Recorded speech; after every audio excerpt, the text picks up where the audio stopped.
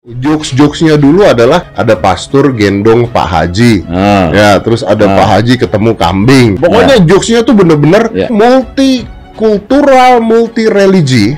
Kalau sekarang itu bisa dianggap menjadi penistaan agama. Penista agama siapapun, mau mualaf, mau murtad, nggak ada tebusannya kecuali hukuman mati. Takbir, takbir, takbir.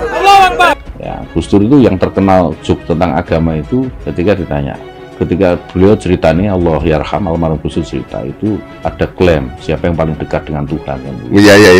Tuhan udah terkenal itu. Iya. Yang paling dekat ya Hindu. Kenapa Hindu? Ya manggil Tuhannya Om Swastiastu gitu. Oh enggak, kata orang Kristen Katolik, kita yang dekat, kita manggilnya Bapak. Iya. Ya kalian enak, kata Gus Dur. Punya Om, punya Bapak. Kalau Islam buru-buru deket, manggil Tuhan aja pakai toa.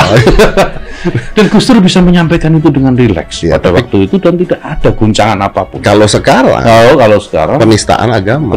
Itu kita akan nanti selain menak kita demo, Deplu kita demo, begitu juga mungkin kita akan menak kita demo, istana kita demo. Untuk apa? Diturunin sekalian Jokowi, rezim ini harus sudah diganti karena ini sudah darurat penistaan agama. Rezim ini harus sudah diganti karena ini sudah darurat penistaan agama. Ya kita khawatirkan, yang paling kita khawatirkan itu ketika agama dijadikan tools, dijadikan alat untuk merebut kekuasaan. Dan itu biasanya efektif. Ya? Oh, itu sangat efektif karena kita tahu. Jadi orang itu sebandel apapun, yaitu ya mabuk-mabukan, main judi, narkoba, tapi kalau agamanya disinggung marah. Padahal itu memang agama istimewanya di situ. Maka memang secara politik dia menjadi alat yang mudah untuk mengumpulkan orang. Maka insya Allah kita minggu depan demo untuk kemenang, untuk dicopot.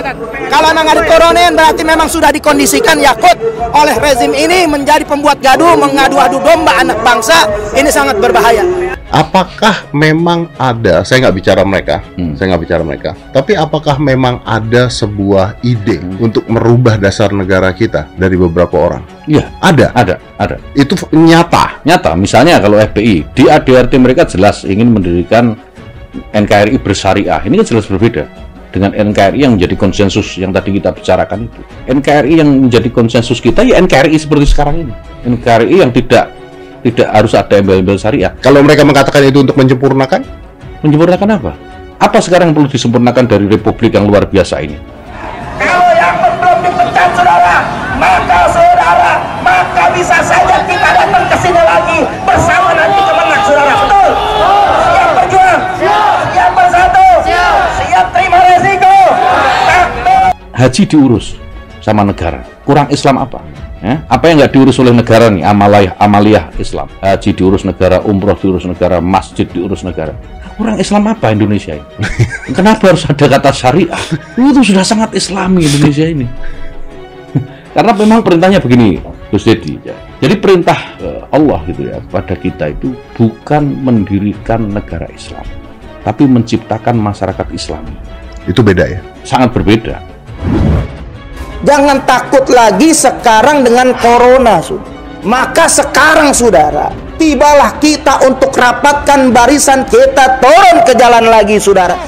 Jadi orang-orang ini merasa perlu mendirikan sebuah negara Islam karena ini perintah Tuhan, perintah Allah. Maka Allah itu butuh negara.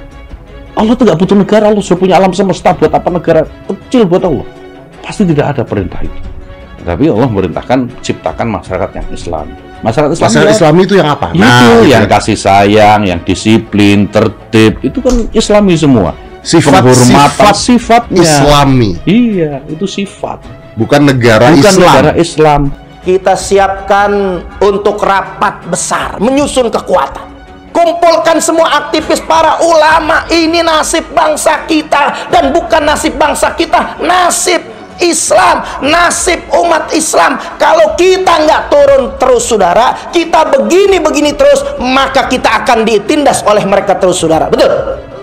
Pola hidup kita ini tidak bisa terlepas dari agama. Iya. Itu yang kemudian menjadi mudah untuk dipelintir dikit menjadi alat politik, itu pasti ada. Nah berarti ini tugasnya siapa supaya tidak terjadi masif? Semua menjadi tugas semua, masyarakat juga, negara juga, pemerintah, apalagi Kementerian Agama. tugas paling berat untuk ini memang leadernya ini harus Kementerian Agama untuk menjaga. Laskar terus dibenturkan dengan sesama sipil gitu. Ya makanya supaya terjadi konflik komunal. Makanya kita melihat ini. Dilatih, mohon maaf. Begini, jangan bentak saya. Ya emang kenapa? Kita tetap saya ngomong. Saya sudah diberi hak untuk ngomong. Ini saya ngomong. Anda bicara saya nggak potong. Anda terlalu panjang. Anda juga tadi panjang. Terlalu banyak ini saya bicara. Terlalu banyak kesalahan yang Anda buat. Kita beretika dialognya. Bang Novel ditahan dulu. Salah Anda. Dua, soal memberangus lawan politik. Lawan politik siapa? Makanya buka data baru jalankan. Makanya kita buka data aja satu persatu. Data secara empirik. Iya. Saya kira Anda salah ruangan, salah studio saya kira. Atau jangan-jangan salah stasiun TV. Ini nyata Islamophobia judulnya. Siapa yang... Karena saya datang langsung ke Mabes Polri bukan ke Polda. Makanya kita lihat aja. Nanti Mabes Polri sampai saat ini saya belum tahu udah ngelapor apa belum. Mudah-mudahan kita bisa terima. Kalau nggak terima ini ada apa gitu. Saya hari ini tidak berhasil membawa tanda bukti lapor.